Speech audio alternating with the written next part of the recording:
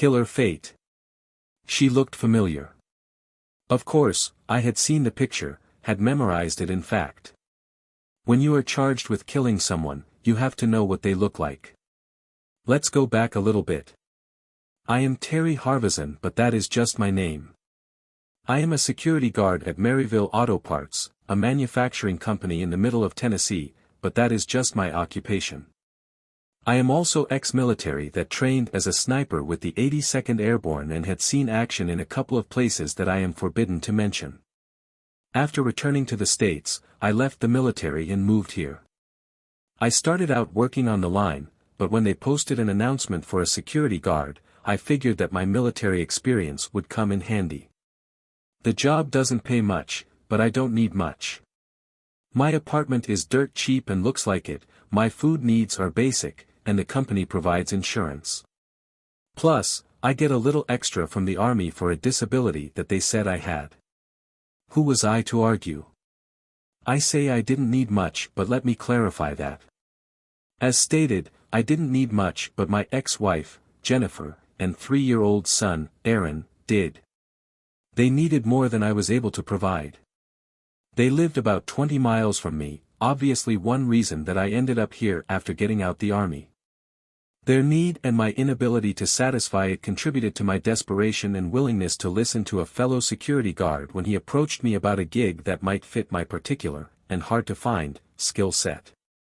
Very few people at the factory knew much about my time in the Army. They knew I was a veteran, but they didn't know about my specialized training nor about my assignments overseas. Franklin Vericello, Frankie for short, was one of the few exceptions. Since there were always 2 guards on duty, he and I had become somewhat friends. So, when he mentioned that he knew someone who might have a way that I could earn some extra money, I listened. I talked with the man that I mentioned, he said to me as we finished our graveyard shift that Thursday morning. I looked at him questioningly. He asked me to bring you over after we got off today. Bring me over where? We are meeting at an office that he rents. Are you going to tell me his name? I said. He will tell you everything you need to know, he replied. The office that we parked in front of was indeed small, a brownstone, 1-story, flat roof affair with one window facing the 4-car parking lot. Frankie walked to the back of the office, peered around the wall and said a few words that I couldn't make out. He headed back out the front door. Suddenly, a young brown-haired man walked through the doorway and took the seat in front of the table, his eyes piercingly fixated on me. I figured he was my age or a little older. He was wearing a brown suit and blue shirt with no tie. His face was thin, his eyes blue and piercing, and his lips were covered by a small, thin, almost white mustache. You must be Harvison, the man said. I nodded, although it didn't need any reply on my part. And you are? I asked. You can call me John, he smiled. Smith? I asked. Whatever, he answered. Do you know why you are here? He asked. I shook my head. All I was told was that you might have a job that would fit my skill set. What skill set that might happen to be, I don't know. I am assuming that it is not the skill set of checking locked doors. He smiled again. Correct, he replied. You were in the Army? I did. He continued, I understand you were a sniper. Did you see any action? I thought for a minute, and then nodded. Did you ever kill anyone? He asked, his voice purposeful. I could answer that, I finally replied, but then I would have to kill you. I smiled. He looked at me, his face contorted in a confused, exasperated manner, then he smiled. I will take that as a yes. Why do you want to know? I asked. He looked at me in surprise. I would think that would be obvious, he answered. I want you to kill someone. Although not shocked, I was somewhat surprised by his candor and lack of emotion. Who? I asked, finally. Not yet, he said. First of all, are you willing to do it? Why was I even hesitating? I wasn't a murderer, at least not yet, but I was trained to kill, and given the right and motivation, I could pull it off, or could I? Even more importantly, I was desperate. My job barely paid enough for me to live on. I couldn't provide any support for my ex-wife and son. This could be my chance. How much? I asked. He looked a little startled, then he smiled happily, understanding that we were finally moving forward. $10,000, he replied. $1,000 now and the rest when the job is done. I thought for a minute or two. Was I ready to go through with this? Yes, I was trained as a sniper. No, I was not a killer. There was a difference between fighting in hostile environment and shooting someone in cold blood. Then I thought about my ex-wife who had just lost her job, my son who needed taking care of, who was my responsibility. Did I really have any choice? Okay, I said, not trusting myself to negotiate the terms or try to get more upfront. Mainly, I just wanted to get out of there. Who is it? I asked, and even more importantly, why do you want them killed? He was silent for a minute and then pulled out a picture from his coat pocket and handed it to me. The photo was a side view of a young lady, about our age. She had black hair laying sideways across her shoulders. I couldn't see her eyes, but her nose was petite and dimpled, her skin slightly tanned. Her arms were bare in a pale dress with one arm turned inward as if stuck in an awkward and unnatural position. That and her posture was disturbing, and the image burned into my brain. At that moment, I knew that I was going through with it. Mind if I ask why? He frowned. If you must know, she kidnapped my child, and I want him back. I stepped back a little bit. Why haven't you called the police? I asked. I'll get my child back, he answered, but once I do, I don't want this to ever happen again. There were many questions that I could have asked but didn't. How do I find this person, was all I said. He handed me a piece of paper. I'm meeting her at this location tomorrow afternoon at 6 o'clock. It is an exercise trail that we used to work out on. It should be light enough at that time, plus there are lights placed periodically along the trail for security. There are large yellow signs placed like street signs showing you how far you have come from the beginning. We are meeting at the sign that has a 3 on it. Where am I supposed to be? I asked. He nodded his head. The trail is bordered by shrubland with bushes and trees providing plenty of cover.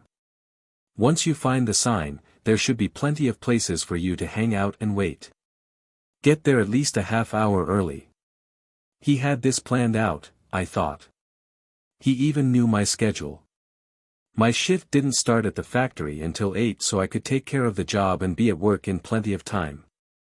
Do not do anything until I get my kid back, he emphasized. I was a little bit shocked. Your kid is going to be there, I stammered. He nodded.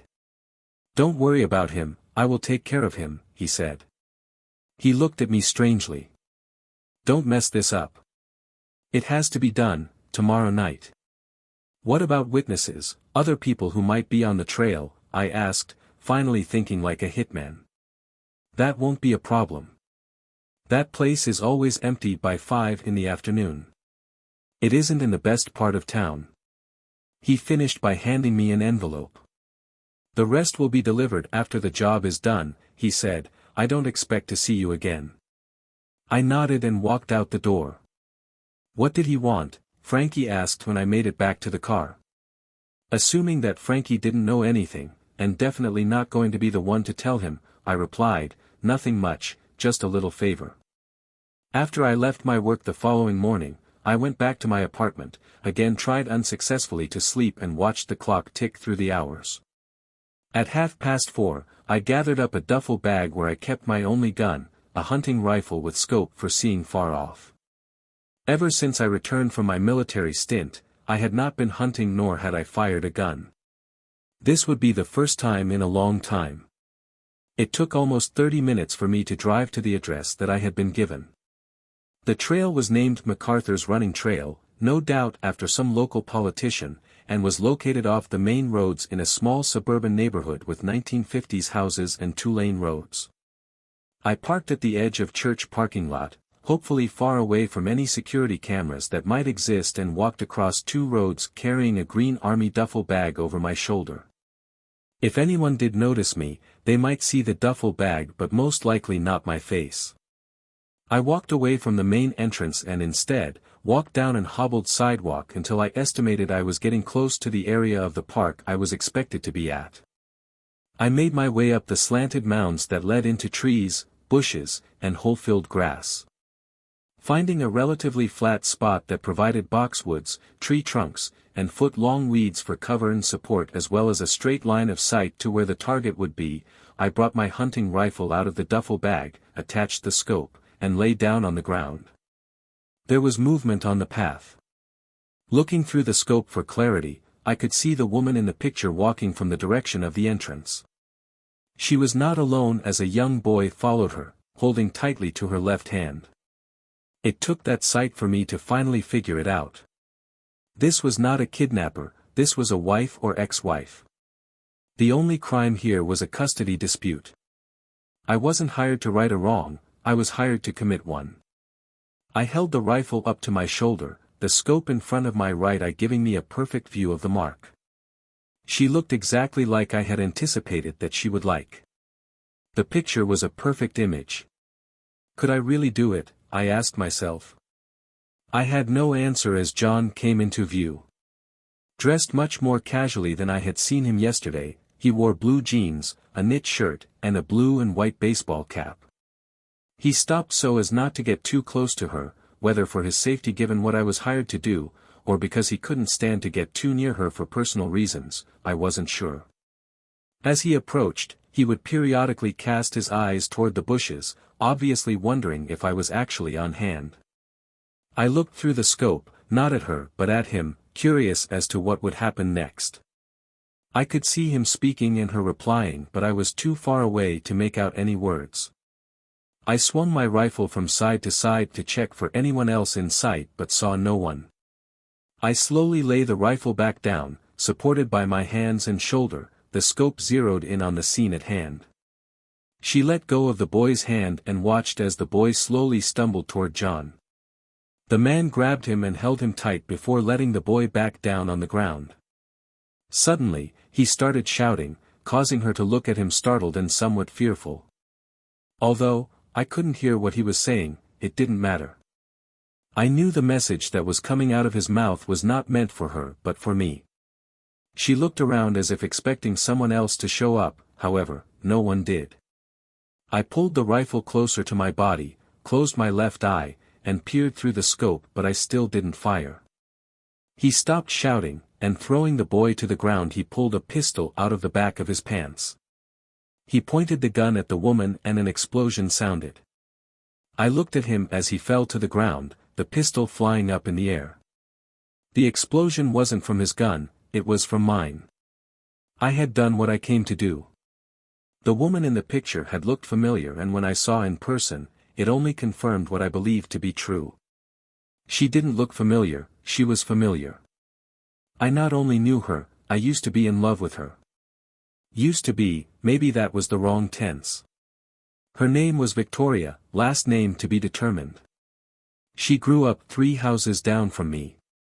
We kissed when I was 17 and I had never forgotten her.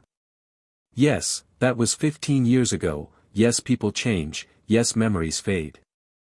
But not in this case. The reason that I had said yes to whoever John was had nothing to do with money, had nothing to do with killing someone. It had everything to do with love. Love for a woman that I had seen since high school, and fear that if I didn't take the job, someone else would and she would be dead. Suddenly, I was grabbed on each shoulder by policemen standing to each side of me. I didn't struggle or say anything. Instead, I meekly stood between them, let my hands be cuffed behind my back, and walked between them down the hill to a group of police cars. 20 minutes later, I was sitting in an interview room at the sheriff's office, my hands still cuffed together, waiting for someone to come in and ask me questions.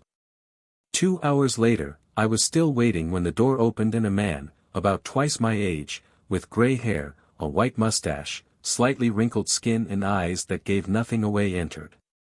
A patrol woman entered behind him, moved behind me, unlocked and removed the handcuffs. "Mr. Harvison, did you make this call?" he inquired, pushing a button on top of the desk. Suddenly a voice spoke up from a speaker hanging from the wall. "911, what is your emergency?" "There is going to be a murder tomorrow night," another voice said. "A murder?" "Yes, at the MacArthur Running Trail, marker 3, at 6 p.m. "How do you know this?" the police dispatcher replied. "Because I was hired to carry it out." "Please tell me your name, sir," the dispatcher continued, only to be met by a disconnected phone line. "Did you make that call?" I nodded. "Why?" he asked. "Because I wanted all bases covered. I wasn't going to do it, but I didn't want something else to happen to her." "I understand that you know the intended victim?" "Yes." "How well do you know her?" he asked. "It was a long time ago," was all I said. "I understand that you had sniper training in the military." I didn't ask how he knew that. Probably he had access to my military records. "How many people did you kill as a sniper?" He asked me the same question that my proposed employer had the day before. Only this time, I told the truth. "None." "None," he repeated. I shook my head. When it came down to it, I couldn't fire, I couldn't kill anyone, even in the heat of battle. That is what led to me being transferred and eventually released. "If you couldn't do it in battle, how were you able to do it today?" "Fate," I answered. "Fate?" he asked. "Fate," I nodded. "I had a greater motivation today." "To save the life of someone I believe you really care about?" he asked. I nodded. He shook his head. "As they often say, better late than never, I guess."